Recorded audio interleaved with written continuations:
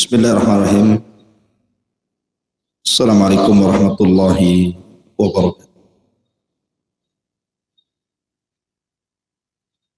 Alhamdulillah wassalatu wassalamu ala Rasulillah wa ala alihi wa sahbihi wa mawalah wa la hawla wa la quwata illa billahi wa ba'd. Alhamdulillah di pagi hari ini telah melaksanakan salat subuh berjamaah. Kita bisa duduk untuk bertalabul ilmi di pagi hari ini. Salawat dan salam kita hadiahkan kepada Rasul kita Nabi besar Muhammad sallallahu alaihi wasallam.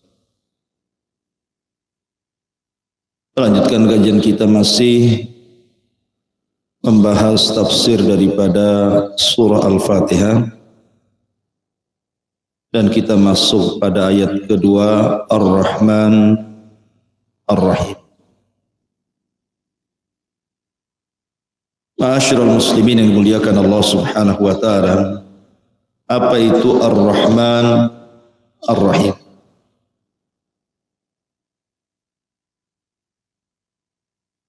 Dua nama Allah Subhanahu wa taala, Ar-Rahman Ar-Rahim. Ada yang mengatakan bahwa Ar-Rahman itu adalah asal dari seluruh nama-nama yang berbau jamil, artinya nama-nama Allah yang indah. Berbeda dengan kalimat Allah. Kalimat Allah itu kalimat yang kembali padanya nama-nama Allah yang memiliki makna jalal. Karena nama Allah itu ada dua. Ada yang terkandung padanya nama jalalun, dan ada yang terkandung makna jamalun. Jalal itu artinya kebesaran Allah, keagungan Allah Subhanahu wa taala disebut jalal. Allahu azza wa jalla. Maka seluruh nama-nama Allah azza wa jalla yang terkandung padanya sifat jalal, keagungan Allah, maka itu kembali kepada nama Allah. Seperti Allah Al-Khaliq, Al-Mutakabbir, Al-Qahir, maka itu kembali kepada zat yang disebut dengan Allah. Tetapi kalau nama-nama jamal, nama-nama indah, Ghafur, Rauf, Rahim, maka itu kembali kepada nama Ar-Rahman. Makanya para ulama tauhid mengatakan asal tauhid rububiyah kembali kepada nama Ar-Rabb. Asal tauhid uluhiyah kembali kepada nama Allah. Dan asal tauhid nama dan sifat kembali kepada Ar-Rahman.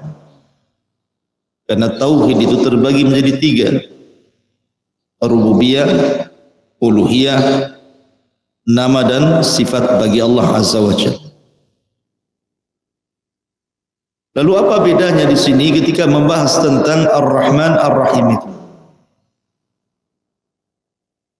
Ulama mengatakan bahwa Ismur Rahman, nama Allah Ar-Rahman itu artinya Dzu Rahmatis Syamilati li jami'il khalaiqi fid dunya walil mu'minina fil akhir.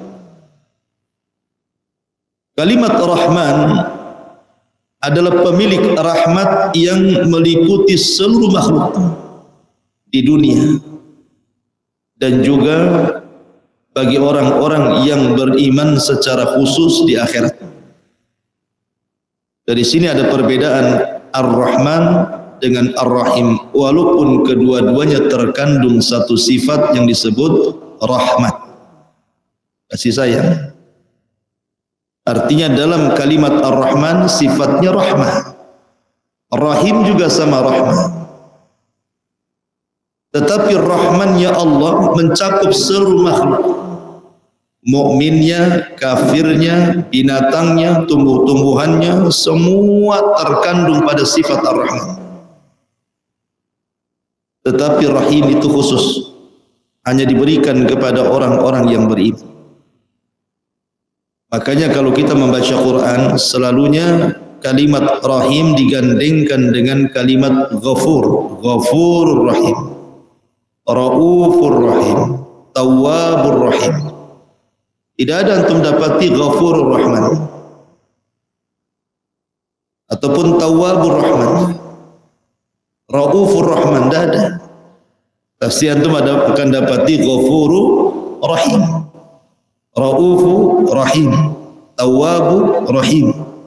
Ya, karena rahim itu rahmat Allah yang hanya khusus bagi orang-orang yang beriman. Tapi kalau Rahman mencakup semuanya. Rahmat Allah yang terkandung pada sifat rahmat, pada sifat Ar-Rahman itu mencakup semua makhluk. Berarti dari sini kalau Rahman itu umum, kalau Rahim itu khusus. Kemudian perbedaan lain antara Ar-Rahman, Ar-Rahim dari segi waznu fi'il, wazan fi'il. Ar-Rahman diambil dari kata fa'lan, Ar-Rahim diambil dari kata fa'il. Apa bedanya fa'lan dengan fa'il? Kalau fa'lan itu sesuatu yang tidak istimrar, tidak terus menerus, ada akhirnya. Kalau fa'il itu sesuatu yang tidak ada batasnya. Jadi kalau fa'lan itu ada batasnya, kalau fa'il itu tidak ada batasnya. Saya contohkan. Seperti umpamanya atsyan. Atsyan itu artinya haus. Atsyan haus diambil dari wazan fa'lan. Ketika seseorang haus kemudian minum, hilang hausnya. Ataupun na'san. Na'san itu artinya ngantuk. Ketika antum tidur, hilang ngantuknya. Mardhan, sakit. Ketika kemudian antum minum obat sembuh, hilang sakitnya. Apalagi ghadban, marah. Ketika kemudian antum ridha, hilang marahnya. Begitu juga Rahman, ada batasnya. Ketika dunia ini dikiamatkan, maka hilanglah rahmat Allah Azza wa Jalla kepada makhluknya. Tapi kalimat Rahim maka akan terus menerus dan menetap. Contohnya tawil, tinggi. Antum tinggi, tidak mungkin pendek lagi. Qasir, pendek, tidak mungkin tinggi lagi. Maka ketika Allah Subhanahu wa taala disifatkan, diberikan nama dengan kalimat Rahim dan memiliki sifat rahmah, berarti rahimnya Allah tidak terputus bagi orang-orang yang beriman di dunia sampai ke akhirat, sampai dimasukkan ke dalam surga. Ini perbedaan Ar-Rahman dengan Rahim, seperti perbedaan atsyan fa'lan dengan fa'il, ala wazni fa'lan ataupun fa'il. Kemudian yang ketiga, perbedaan Ar-Rahman Ar-Rahim. Kalau Rahman itu sifatnya kembali kepada zat, kepada sifat bagi Allah Subhanahu wa taala, dan itu zat Allah, kembali kepada zat. Tapi kalau Rahim itu kembali kepada perbuatan Allah. Jadi kalau rahim itu kembali kepada perbuatan, tetapi kalau Rahman itu kembali kepada zat. Ini sebagian para ulama mengatakan seperti itu. Kemudian Ar-Rahman tidak bisa disifatkan kepada makhluk, tapi Rahim terkadang disifatkan kepada makhluk, seperti Allah Subhanahu wa taala mensifatkan Rasul dengan kalimat Rahim, bil mu'minina raufur rahim. Jadi ada nama-nama Allah itu yang tidak boleh disifatkan kepada Allah, tidak boleh disifatkan kecuali kepada Allah. Ada nama-nama Allah itu bersyirikat antara Khalik dengan makhluk. Ar-Rahman tidak boleh disifatkan kecuali kepada Allah. Kalau Rahim terkadang disifatkan kepada Allah, terkadang disifatkan kepada makhluknya. Seperti dalam ayat Harisun alaikum bil mu'minina raufur rahim. Ini sifat Nabi sallallahu alaihi wa ala alihi wasallam. Ma'asyiral muslimin yang dimuliakan Allah Subhanahu wa taala. Rahmat Allah ada dua macam. Ada yang sifatnya umum, ada yang sifatnya khusus. Sifatnya umum yang merupakan sifat Ar-Rahman, mencakup semua makhluk, ada pada 4 perkara. Pertama ijad, yang kedua i'dad, yang ketiga imdad, yang keempat irsyad, yang kelima is'ad. Ini rahmat Allah mencakup semua makhluk. Pertama ijad. Ijad itu artinya Allah menciptakan alam semesta beserta bumi-bumi yang kita pijak sini. Ini semua ciptaan Allah. Allah menciptakan langit dan bumi. Untuk siapa? Untuk kita manusia. Kemudian yang kedua, i'dad. Setelah Allah menciptakan bumi ini, Allah persiapkan. Di situ ada gunungnya, di situ ada lautnya, di situ ada sungainya, di situ ada hutannya, di situ ada binatangnya, di situ ada ikan-ikannya, macam-macam. Allah persiapkan itu semuanya. Baru setelah itu imdad. Allah perbanyak lagi. Terkadang satu buah-buahan itu bijinya banyak. Kemudian dari biji itu kemudian ditumbuhkan lagi, tumbuh lagi pohon yang lain. Terkadang dari satu biji itu bisa 100 pohon tumbuh. Nanti dari 100 pohon bisa tumbuh 1000 pohon. Imdad diperbanyak. Ada tidak mungkin satu pohon mati tidak ada penerusnya. Harus ada penerusnya. Terkadang satu biji itu bisa 1000 tuh, satu buah-buahan itu bisa 1000 bijinya tuh. Kalau itu tumbuh semua menjadi 1000 pohon, dan dari 1000 pohon muncul ribuan buah-buahan. Itu disebut imdad. Baru setelah itu irsyad. Irsyad itu artinya manusia diarahkan. Ini ikan yang boleh dimakan, ini yang tidak boleh. Ini buah-buahan yang boleh dimakan, ini tidak boleh. Ini daun-daunan yang bisa dilalap, ini boleh, ini tidak boleh. Dan begitu seterusnya. Kemudian setelah itu is'ad. Manusia mendapatkan kebahagiaan. Makan buah ini kenyang. Makan buah itu sehat. Makan buah ini segar. Senang. Ini semua rahmat Allah. Untuk siapa? Umum bagi semua makhluk. Karena orang kafir juga yang tidak beriman kepada Allah Azza wa Jalla merasakan 5 perkara ini kan. Ijad, i'dad, imdad, irsyad, is'ad. Semua orang kafir merasakan itu.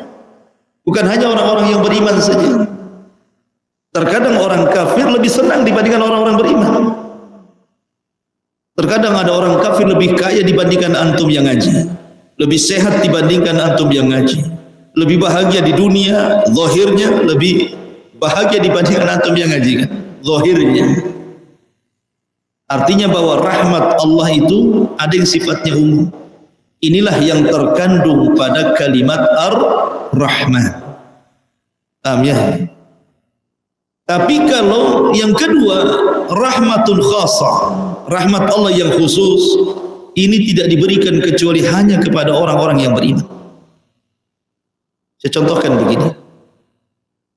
Ketika Allah Subhanahu wa taala membuat awan yang penuh dengan hujan itu, mendung, satu dunia mendung.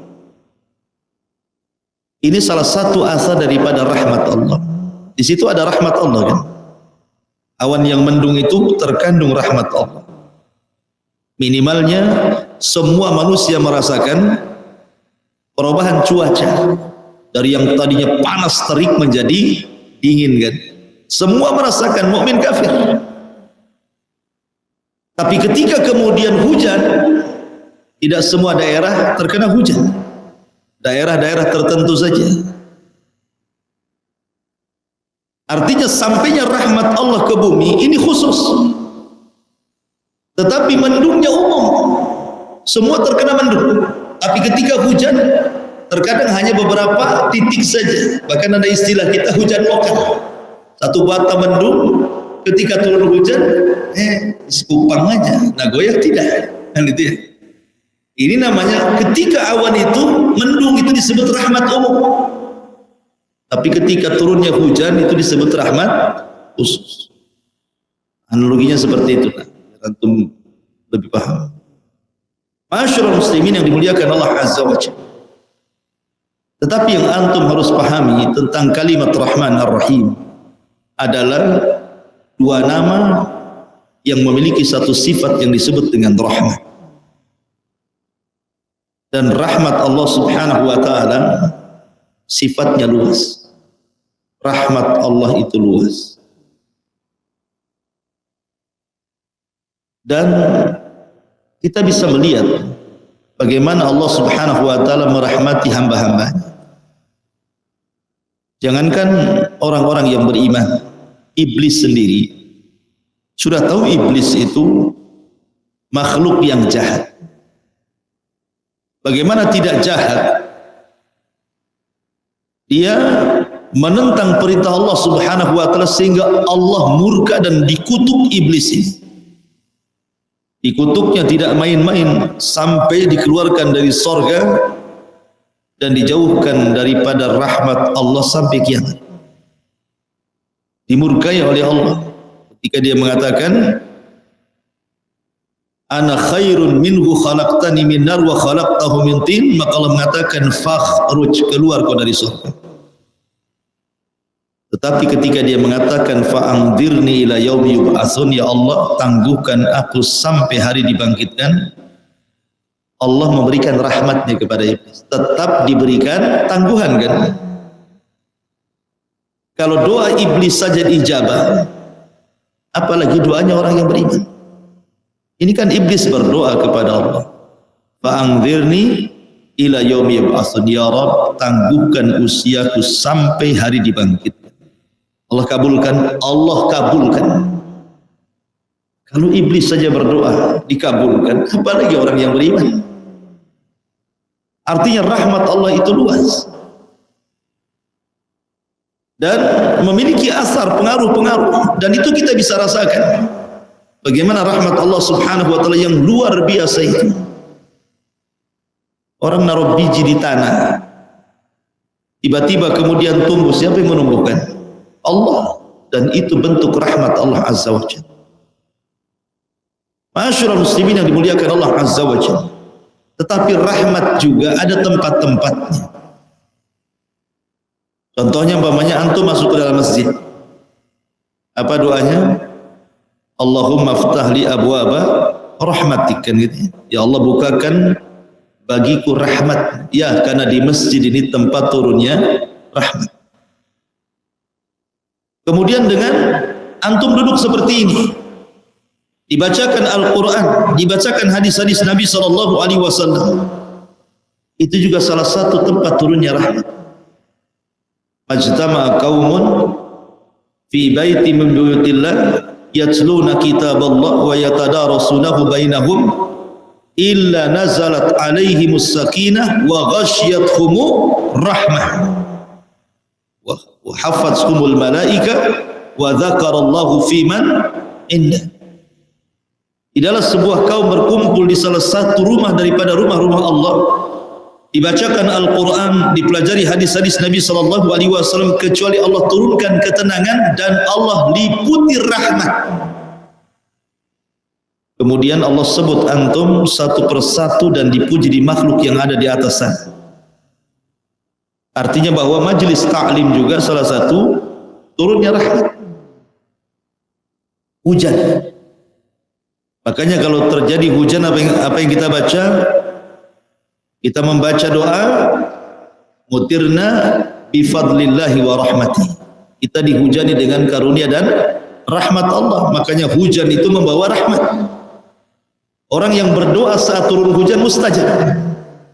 Karena Allah sedang membawa rahmat kepada hamba-hambanya dengan hujan. Maka itu salah satu tempat turunnya rahmat. Antum memiliki kasih sayang kepada fuqara wal masakin. Kemudian antum membantu mereka dengan memberi bantuan ketika mereka berhajat kepada antum.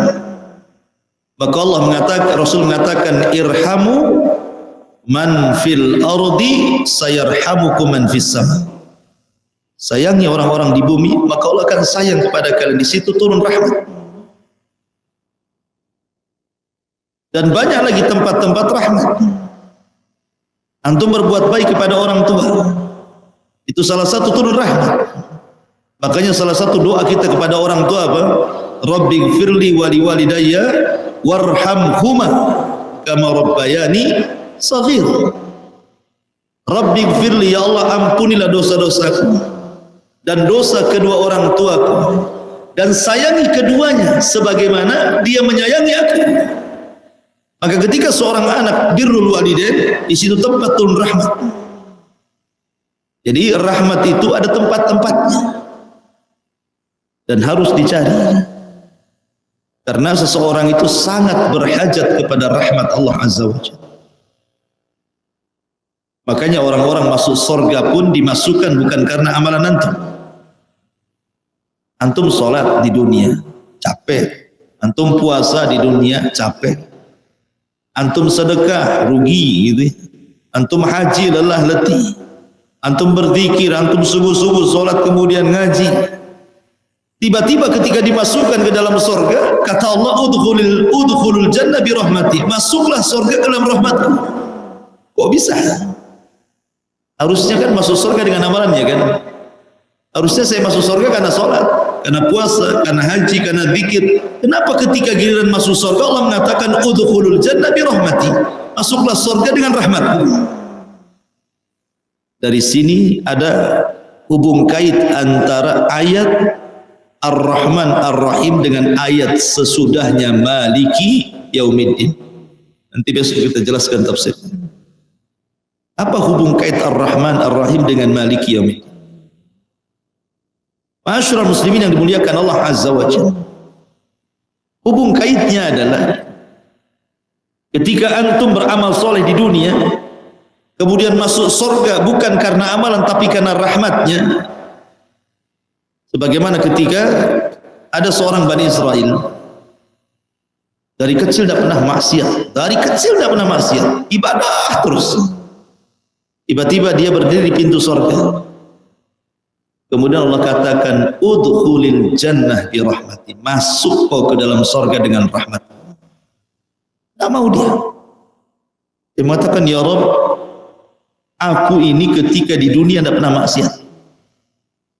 Kalau seandainya aku ini pernah maksiat, kemudian kau katakan masuk ke dalam surga dengan rahmatmu, wajah. Tapi aku tidak pernah maksiat, masukkan aku dengan amalku. Dia tidak paham bahwa semua ibadah yang dilakukan kita ini taufik dari siapa? Dari Allah kan? Antum sholat karena antum dapat taufik dari Allah.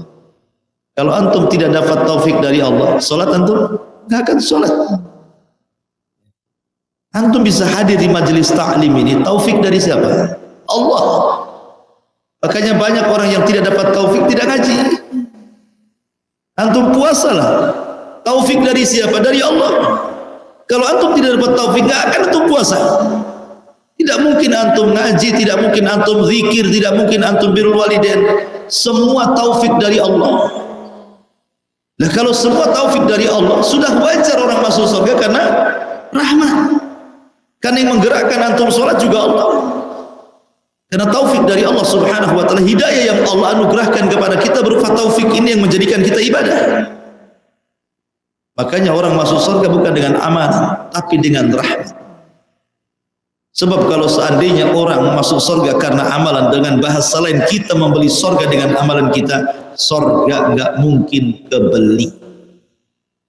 Bagaimana mungkin usia yang pendek 50, 60, 70 tahun sementara terpotong tidur, terpotong ngobrol, terpotong jualan, terpotong macam-macam, ibadahnya berapa?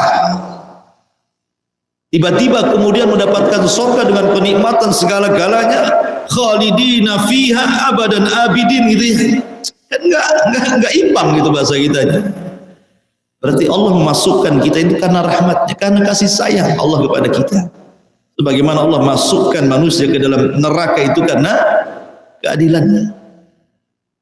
Ma'asyiral muslimin yang dimuliakan Allah subhanahu wa ta'ala, saya ingin menggambarkan betapa luasnya rahmat Allah kepada hamba-hambanya, khususnya kepada hamba-hamba Allah yang beriman. Artinya kita akan fokus kepada kalimat Ar-Rahim. Ma'asyiral muslimin yang dimuliakan Allah azza wa jalla, saya akan contohkan beberapa kisah rahmat Allah kepada hamba-hamba Allah dari kalangan para nabi. Pertama, kisah Nabi Yunus alaihi salatu wassalam. Nabi Yunus alaihi salatu wassalam diutus ke sebuah negeri namanya Nainawa di Irak. Semua kaumnya kufur, tidak ada yang beriman. Sehingga Yunus murka, kemudian mengancam kaumnya, kalau kalian tidak beriman, aku akan berdoa kepada Allah sebelum 3 hari akan turun azab kepada kalian. Hari pertama tidak ada tanda-tanda akan terjadi azab. Hari kedua juga sama. Hari ketiga belum muncul juga. Maka Yunus alaihi salatu wassalam meninggalkan kaumnya, padahal belum Allah izinkan. Sebenarnya Nabi Yunus tidak tahu bahwa kaumnya itu ketakutan, sehingga mereka bertobat kepada Allah tanpa sepengetahuan Nabi Yunus. Itu yang menyebabkan azab tidak turun. Tapi Nabi Yunus tidak tahu, dia sudah marah duluan, pergi dia dari Nainawa. Akhirnya dia safar, masuklah dia ke perahu. Tiba-tiba di tengah lautan, perahu itu berhenti tanpa sebab. Gelombang besar, perahu berhenti tanpa sebab. Siapa yang tidak khawatir? Karena takut perahu itu terbalik, maka berusaha orang-orang melemparkan beban berat perahu supaya perahu ringan. Tapi semua barang-barang sudah dijatuhkan, tetap juga perahu masih over kapasitas. Terpaksalah orang yang harus dibuang. Akhirnya kemudian terjadilah undian di antara mereka, siapa yang kira-kira diceburkan ke lautan untuk meringankan perahu supaya tidak terbalik. Rupanya setelah diundi, Nabi Yunus pula dalam undian itu keluar. Karena orang melihat dohirnya Nabi Yunus seorang alim, orang saleh, mereka tidak tega, diundi lagi. Rupanya dia lagi yang keluar. Berkali-kali dia lagi yang keluar. Nabi Yunus paham, wah ini ujian dari Allah subhanahu wa ta'ala. Akhirnya dia melemparkan diri dari kapal tersebut. Rupanya Allah sudah siapkan ikan besar, kemudian dimakanlah Yunus oleh ikan itu. Maka Yunus berada di 3 kegelapan.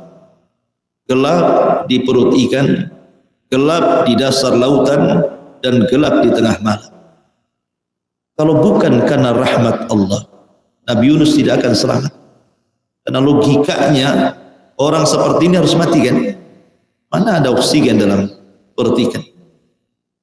Tapi semua karena rahmat. Makanya Nabi Yunus alaihi salatu wassalam langsung berdoa setiap hari. La ilaha illa ant subhanaka inni kuntu minadh dhalimin. La ilaha illa ant subhanaka inni kuntu minadh dhalimin. Akhirnya dengan rahmat Allah azza wa jalla, Nabi Yunus pun kemudian diselamatkan. Sehingga Allah subhanahu wa ta'ala mengatakan, kalau bukan karena tasbihnya Yunus, la labisa fi batnil hut ila yaumi yub'ats. Tentu Yunus akan tetap di perut ikan itu sampai hari dibangkitkan. Siapa yang menyelamatkan Nabi Yunus? Allah. Berkat apanya? Rahmat Allah kepada Yunus. Ini pertama. Yang kedua, Nabi Yusuf. Nabi Yusuf alaihi salatu wassalam, Allah subhanahu wa ta'ala selamatkan dari kaid ikhwan, tipu daya saudara-saudaranya. Coba bayangkan Nabi Yusuf alaihi salatu wassalam ketika itu usianya 10 tahun, anak kecil usia 10 tahun belum balik, dimasukkan ke dalam sumur oleh 10 saudaranya. Dan sumur itu Allah sifatkan min ghayabatil jub. Ghayabah itu artinya saking dalamnya sehingga Allah istilahkan dengan kalimat ghayabah. Gak nampak, gelap gitu.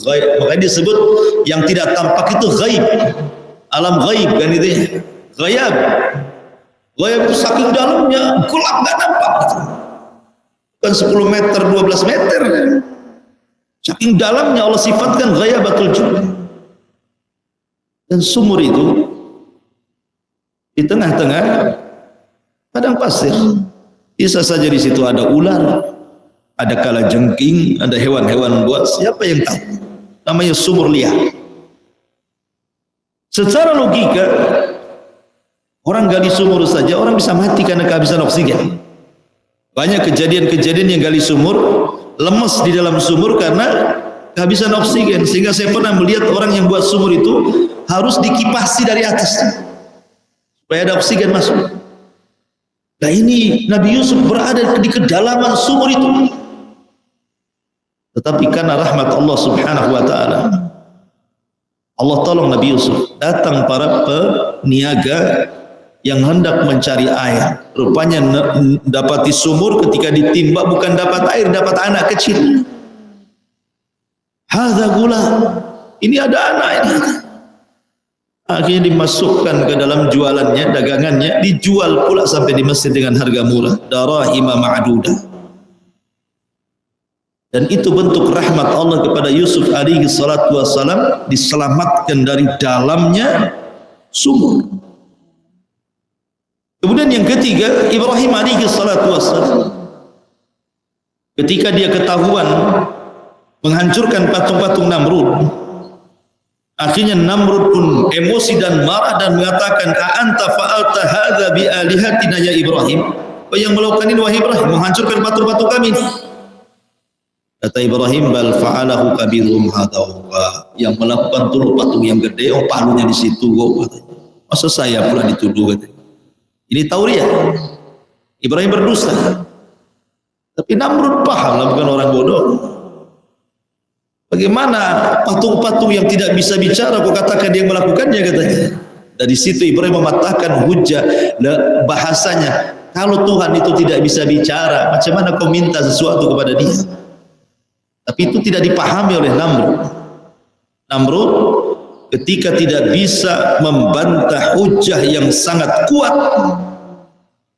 maka Namrud pun mulai melakukan kekerasan kepada Ibrahim. Ahriku, bakar orang itu. Akhirnya kemudian Namrud mempersiapkan kayu bakar sehingga api menyala tinggi sekali. Ibrahim pun tidak bisa dimasukkan begitu saja, harus pakai manjanik. Itu manjanik itu ketepel. Orang dekat-dekat ini rumah kebakaran, mau dekat-dekat siapa yang bisa? Kadang jarak 100 meter aja masih panas gitu ya. Macam mana memasukkan Ibrahim? Kecuali Ibrahimnya diikat dulu baru dibakar. Ini enggak dibakar dulu. Akhirnya bingung gimana masukkannya. Terpaksalah dimasukkan pakai ketepel. Ketepel Ibrahim taruh di sini, diginikan itu. Dilesatkan ke dalam api. Ketika Ibrahim melesat dari ketepel di tengah-tengah ke dalam api, datang para malaikat menawarkan, datang Jibril, datang Mikail, datang Israfil untuk menawarkan, datang para malaikat-malaikat. Tetapi Ibrahim mengajarkan tawakal yang kuat kepada kita. Amma ilaika fala wa amma ilallahi fabada. Adapun aku harus meminta pertolongan kepadamu, tidak. Tetapi kalau aku meminta pertolongan kepada Allah, ya. Dari situ dia mengatakan hasbunallah wa ni'mal wakil, ni'mal maula wa ni'man nasir. Ibrahim masuk ke dalam api, maka Allah katakan kepada Ibrahim, qul ya Ibrahim, ya naru kuni bardan wassalaman ala Ibrahim. Api jadilah dingin, selamatkan Ibrahim. Ibrahim diselamatkan dari api yang secara logika harus terbakar hangus. Itu karena rahmat kasih sayang Allah. Allah berikan rahmat kepada Ibrahim sehingga Ibrahim diselamatkan. Kemudian kisah yang keempat, kisah Nabi Musa. Nabi Musa alaihi salatu wassalam 2 kali hampir dibunuh oleh Fir'aun. Kalau bukan rahmat Allah, Musa tidak akan selamat dari Fir'aun. Pertama ketika Asya bintu Muzahim menemukan kotak di Sungai Nil. Kemudian pas dibuka rupanya bayi. Fir'aun datang dan hampir membunuhnya. Jangan-jangan ini bayi Bani Israel yang dimaksud dalam mimpi. Tapi Asya bintu Muzahim datang dan mengatakan, jangan kau bunuh wahai suamiku. Boleh jadi bayi ini menjadi qurratu ainin li walak, kata. Boleh jadi anak ini nanti kalau besar akan jadi penyejuk mata untukku dan kamu. Kata Fir'aun, tidak, untukmu tidak untukku, kata. Seandainya Fir'aun mengatakan iya, tentu Fir'aun dapat hidayah. Tapi dia mengatakan la qurratu ainin lak wa laysa li. Ya, itu boleh jadi penyejuk mata bagimu, tapi tidak untukku. Dari sini Fir'aun tidak jadi membunuh Nabi Musa. Kenapa? Dia melihat istrinya. Karena Fir'aun itu sangat cinta dengan istrinya Asya bintu Muzahim. Kemudian yang kedua, ketika Musa sudah beranjak agak besar, sudah bisa merangkak, digendong sama Fir'aun, ditarik janggutnya, hampir tersungkur loh Fir'aun. Musa ini kuat, ada masih bayi itu, taruh janggutnya, hampir tersungkur Fir'aun itu. Orang ngajar bahasa kita yang begini. Jangan-jangan ini pula bayi-bayi Israel ini. Kok bayi-bayi kok punya tenaga kayak orang dewasa gitu kan? Ketika itu datang Asya bintu Muzahim, jangan kau bunuh. Itu bukan bayi yang kau maksud. Kalau kau tidak percaya, uji dia. Bagaimana caranya? Letakkan api, bara api, arang yang sudah dibakar itu. Kemudian letakkan tamar, kurma. Suruh Musa merangkak, mana yang diambil dia. Kalau dia berakal, pasti dia akan mengambil tamar. Berarti Musa harus dibunuh. Kalau dia mengambil bara api, berarti Musa tidak berakal. Berarti bukan ini yang dimaksud bayinya. Hampir-hampir Musa mengarah ke tamar, dibelokkan sama Jibril, akhirnya mengarah ke jamrah, ke bara api itu. Dimakanlah bara api itu, namanya anak kan, menunjukkan Musa tidak berakal. Tapi sebab dia makan bara api itulah pelatlah lidah Musa, sehingga dia ketika sudah dewasa dia tidak memiliki kefasihan bicara. Wala yakadu yubin, kata Fir'aun. Oh ini tidak bisa memahamkan, kau tidak fasih. Makanya Musa berdoa, Rabbi israh li sadri wa yassir li amri wahlul 'uqdatan min lisani yafqahu qawli. Ya Allah, hilangkan velat ini, gagap-gagap ini. Makanya kenapa Musa mengambil Harun untuk menjadi jubirnya, juru bicaranya, dan berdoa agar Harun diangkat juga jadi nabi. Artinya Musa diselamatkan dari pembunuhan Fir'aun 2 kali. Karena apa? Karena rahmat Allah Azza wa Jalla.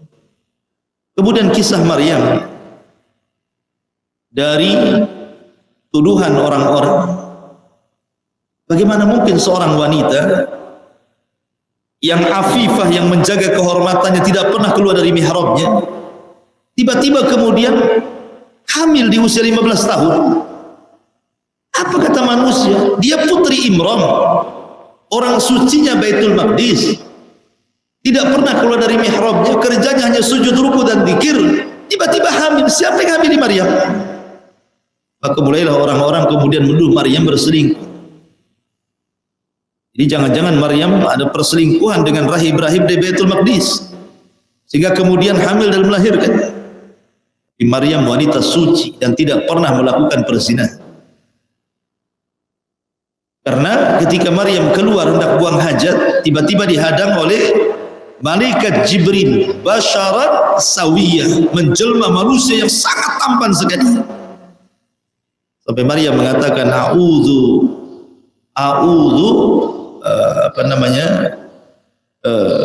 bika in kunta taqiyya, a'udzu billahi minka in kunta taqiyya. Aku berlindung kepada Allah kalau engkau penampilanmu orang takwa, pergi kau dari sini. Tapi Jibril mengatakan tidak, aku utusan Allah hendak memasukkan ruh Isa kepada rahim. Ketika Maryam lahir Isa di Maryam, semua orang menuduh Maryam, membuli Maryam. Tapi Allah dengan rahmatnya memberikan mukjizat kepada bayi Isa di Maryam. Ya Maryam, kalau kau ditanya itu bayi siapa, jangan dijawab. Isyaratkan saja kepada bayi, biar dia yang jawab gitu. Maryam kan bingung maksudnya apa kan? Karena dia tidak tahu bahwa ini akan bisa bicara.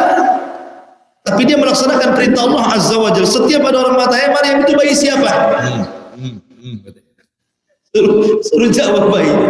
Tiba-tiba bayi ini bicara. Inni Abdullah. Saya adalah hamba Allah. Kagetlah bayi kok bilang Abdullah hamba Allah. Wa ja'alani nabiyyan, dan Allah jadikan aku jadi nabi. Katanya kan. Dan terus ngomong sampai akhirnya sebagian orang percaya bahwa Maryam tidak berzina. Atas dasar siapa? Rahmat Allah, kecuali orang Yahudi. Orang Yahudi karena bencinya kepada Nasrani tetap menganggap bahwa Maryam berzina dan anaknya adalah anak zina, maksudnya Isa ibn Maryam. Dan ketika orang-orang kemudian percaya bahwa itu bukan bayinya, hasil selingkuhan atau berzina, maka ini siapa yang kemudian orang meyakinkan sampai Isa bicara seperti itu kalau bukan karena rahmat Allah Subhanahu wa ta'ala. Kemudian kisah Ismail ketika hendak disembelih Ibrahim. Bagaimana Ibrahim alaihi salatu wassalam diberikan ujian oleh Allah Azza wa Jalla untuk menyembelih putranya Ismail dengan dasar mimpi. Kemudian Ibrahim mengatakan, ya bunai, inni ara fil manami anni adbahuka fanzur madza tara. Hai anakku, semalam aku bermimpi ku sembelih dirimu, cemana pendapatmu? Kalau seandainya antum bermimpi seperti itu, besoknya diceritakan kepada anak antum, kira-kira jawaban anak antum apa? Bapak aja lah kan, itu udah tua katanya. Tapi Ismail alaihi salatu wassalam mengatakan, ya abatif al ma tu'mar satajiduni insyaallahu minas sabirin. Kalau ini perintah Allah, lakukan saja. Tanpa ada keraguan Ismail mengatakan seperti itu. Ketika pisau sudah di tengkuknya sini dan sudah diiris-iris seperti ini, Allah buat tumpul pisau itu. Ada sudah diiris-iris gini, tapi tidak ada satu pun luka. Allah buat tumpul pisaunya, menunjukkan apa? Ibrahim sungguh-sungguh nyembelih. Karena sudah diiris-iris begini kan, berarti kesungguhan. Ketika itulah datang suara dari langit, an saddaqta ru'ya. Engkau sudah membenarkan mimpimu hai Ibrahim. Dari situ Allah katakan, wa fadainahu bidhibhin adhim wa taraknahu lil akhirin. Kami ganti Ismail dengan sembelihan yang besar, maksudnya kambing. Akhirnya Ismail tidak jadi disembelih, maka kambing itulah yang disembelih. diselamatkan Ismail dari penyembelihan itu berkat rahmat dan kasih sayang Allah. Tidak jadi disembelih. Kemudian juga kisah Nuh alaihi salatu wassalam. Bagaimana rahmat Allah Subhanahu wa taala kepada Nuh alaihi salatu wassalam. Ketika Kan'an putranya Nuh tidak mau naik ke perahunya. Sementara banjir itu besar sekali. Banjir itu, kalau seandainya Nuh tetap memaksa Kan'an masuk ke dalam perahunya dan terus mengejar Kan'an, bisa saja perahu itu terguling. Tapi Allah Subhanahu wa taala dengan rahmatnya mengatakan innahu laisa min ahli. Itu bukan keluargamu wahai Nuh. Pergi kamu selamatkan dirimu. Makanya kemudian Nuh pun naik ke perahu dan menyelamatkan orang-orang yang beriman dan membiarkan Kan'an tenggelam. Dan itu bukan keluarganya. Dan diselamatkan Nuh alaihi salatu wassalam dengan mengatakan innahu laisa min ahli. Dia bukan keluargamu. Ini rahmat siapa kalau bukan Allah Subhanahu wa taala? Ma'asyiral muslimin, ini cerita para nabi. Sekarang cerita orang-orang terdahulu. Ma'asyiral muslimin yang dimuliakan Allah Azza wa Jalla. Di zaman Bani Israel ada seorang wanita pelacur. Taulah wanita pelacur. Zina itu salah satu dosa dari dosa-dosa besar dan menjauhkan manusia dari rahmat Allah Azza wa Jalla. Karena kita tahu bahwa yang namanya azab itu lawan daripada rahmat. Ketika antum mendefinisikan rahmat, apa itu rahmat?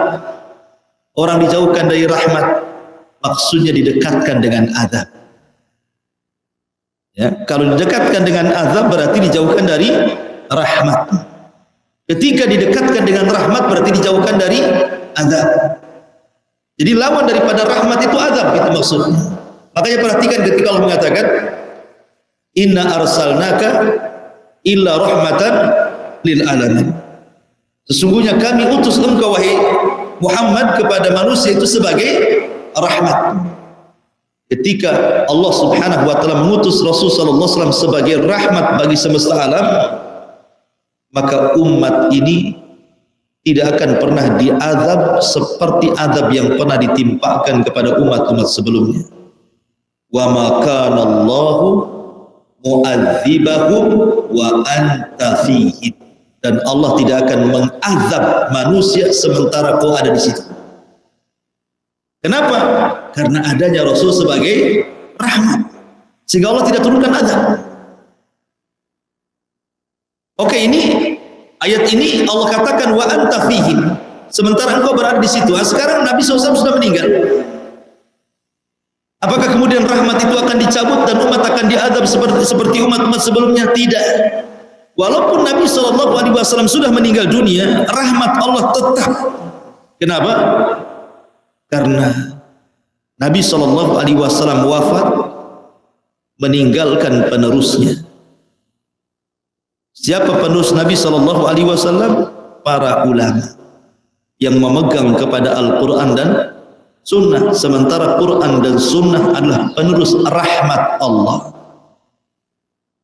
Makanya kenapa Allah mengatakan Ar-Rahman 'allamal Quran. Ar-Rahman 'allamal Quran.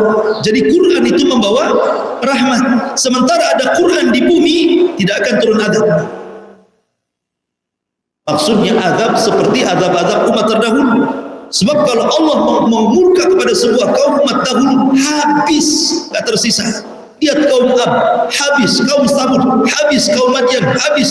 Semua umat para nabi habis, tak tersisa satu jiwa pun hidup.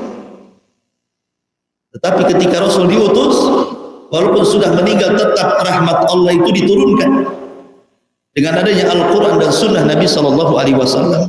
Yang ingin saya katakan bahwa rahmat dengan azab itu sesuatu yang kontra.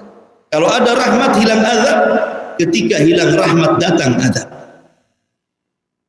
Masyaallah muslimin yang dimuliakan Allah Azza. Seorang pelacur dekat dengan azab. Karena perzinahan itu dosa besar. Wa man yaf'al dzalika yalqa asama yudha'af lahu al-'adzab, kan gitu ya. Wala taqrabuz zina innahu kana fahishatan wa sa'a sabila. innahu kanat mustaqarrun ila akhir sampai kepada ayat wa man yaf'al dzalika yalqa asama. Siapa yang melakukan perzinahan berarti dia melakukan dosa besar, yudha'af lahul adzab, dilipatkan azabnya, ya kan? Tapi wanita pelacur di zaman Bani Israel, tiba-tiba dia haus, kemudian mencari sumur, dapatlah sumur, masuk ke sumur, minum dia. Nah, kayak gini minum. Pas pula gitu kan. Akhirnya kemudian habis minum, datang pula anjing. Lagi kehausan pula anjing itu. Kasihanlah wanita ini. Susah-susah dia masuk ke sumur, dengan sepatunya diambil, hampir dia celaka dan meregang nyawa gara-gara ngambil air untuk anjing itu. Naik dia ke atas, dikasih minumlah anjing itu. Lepas minum anjing gak usah dipraktekkan lah. Jadi akhirnya kemudian selamatlah anjing dari kematian. Akhirnya apa? Datang rahmat Allah. Irhamu man fil ardi sayarhamukum man fis sam. Rahmati orang-orang yang di bumi, termasuk merahmati binatang, turun rahmat. Walaupun dia seorang pelacur yang harusnya datangkan azab, tapi ketika dia memberi minum anjing dengan keikhlasan, turun rahmat. Tidak jadi dia azab, Allah masukkan dia ke dalam surga. Kenapa? Karena Rasul mengatakan dalam hadis kursi, Allah berfirman, inna rahmati wasi'at ghadabi. Sungguhnya kasih sayangku lebih diutamakan dibandingkan kemurkaan. Zina kemurkaan, tapi memberi minum dan memberikan kasih sayang kepada anjing, kasih sayang. Dan Allah mendahulukan rahmat dibandingkan murka. Masyaallah muslimin. Tapi sebaliknya, orang yang tidak punya rahmat, apa kata Rasul? Udzibati imra'atu fi hirratin habasatha. Ada seorang wanita masuk neraka gara-gara seekor kucing, kata Nabi. Kenapa orang ini masuk neraka gara-gara seekor kucing? Karena dia rawat kucing ini, tidak kasih makan, tidak kasih minum, akhirnya dia makan dari hashisal ard, dari binatang-binatang bumi, akhirnya mati kelaparan, mati kehausan. Kata Rasul, udzibatin imra'atu fi hirratin habasatha. Wanita itu diazab gara-gara kucing yang ditahannya sehingga dia mati. Ketika dia tidak punya rahmat kepada binatang, Allah cabut kasih sayangnya, Allah kirim azabnya, masuk ya ke neraka. Ya. Masyaallah muslimin yang dimuliakan Allah Azza wa Jalla. Kemudian kisah yang lain. Dahulu di zaman Bani Israel, ada rajulun asrafa nafsah. Jadi orang ini berbuat dosa terus tidak pernah dia mengamalkan amal satupun. Kenapa kita tahu dia tidak pernah mengamalkan amalan satupun? Dari sabda Nabi yang ngomong bahwa orang ini tidak pernah melakukan amalan satu amal pun. Artinya apa? Sepanjang hayatnya jahat. Harusnya orang begini masuk neraka kan? Karena tidak pernah berbuat baik masalahnya. Mulai dari lahir sampai wafat pun tidak ada kebaikan. Jahat semuanya. Tetapi ketika dia sakaratul maut, dia merasakan takut yang luar biasa. Takutnya luar biasa. Takut menghadap Allah Azza wa Jalla. Sampai dia mengatakan, kalau Allah takdirkan aku sanggup dibangkitkan, pasti Allah akan azab yang belum pernah diazab kepada siapapun di alam semesta ini. Saking takutnya dia kumpulkan anak-anaknya dan mengatakan, nah, kalau aku mati, bakar jasadnya. Kalau sudah jadi abu ini kau tebar di semua air lautan di bumi. La in qadirallah, kalau Allah sanggup membangkitkan aku ini, la yu'adzibani adzaban la yu'adzibuhu ahadan minal alamin. Pasti Allah akan mengadab diriku dengan azab yang tidak pernah Allah berikan kepada siapapun di alam semesta ini. Ketika dia mati, betul dilaksanakan wasiatnya, dibakar jasadnya. Ketika jadi abu, debunya ditebar di mana-mana lautan. Dia tidak paham innallaha ala kulli syai'in qadir. Allah itu atas segala sesuatu mampu. Maka tiba-tiba Allah bangkitkan lagi. Kemudian dihadapkan di hadapan Allah, Allah bertanya, "Ya fulan, ma hamalaka ala an taf'al hadha?" Apa yang membuat kamu, kenapa kau lakukan seperti ini? Kau ragu-ragu denganku, maksudnya aku tidak sanggup bangkitkan dirimu. Maka orang akan mengatakan ya Rabbuka, aku tidak ragu, cuman aku takut. Aku takut kalau seandainya aku dibangkitkan, kau akan mengadabku dengan adab yang tidak pernah diadab siapapun di alam semesta ini. Ketika melihat rasa takut yang luar biasa hamba ini kepada Allah Subhanahu wa taala, maka Allah pun akhirnya memberikan kasih sayang kepada hamba ini. Kemudian dia mengatakan kepada para malaikat, "Ushidukum ya malaikati anni qad ghafartu lahu." Saksikan wahai malaikat, aku sudah ampuni orang ini. Masukkan dia ke dalam surga. Lihat kasih sayang Allah di sini kan. Orang ini tidak pernah beramal sama sekali, tapi dia sebelum meninggal membawa satu amalan apa? Al khaufu minallah. Takut kepada Allah, itu amalan terakhir yang ia bawa. Makanya penting seseorang itu sebelum meninggal minimalnya punya amalan yang ia bawa, setidak-tidaknya adalah husnudzan billah, berbaik sangka kepada Allah Subhanahu wa taala, karena Allah berfirman, ana ma'adhanni abdi bi, aku bersama prasangka hambaku kepadaku. Kalau dia baik, ku baik, kalau dia jahat, ku jahat, kan gitu bahasanya. Masyaallah muslimin yang dimuliakan Allah Subhanahu wa taala, dan banyak sekali kisah-kisah tentang rahmat Allah Azza wa Jalla yang tidak mungkin saya kisahkan. Waktu sudah habis, waktunya syuruk. Mudah-mudahan ada manfaatnya ini yang bisa sampaikan. Subhanallah hamdika asyhadu an la ilaha illa anta astaghfiruka wa atubu ilaik. Allahu taala alam. Assalamualaikum warahmatullahi wabarakatuh.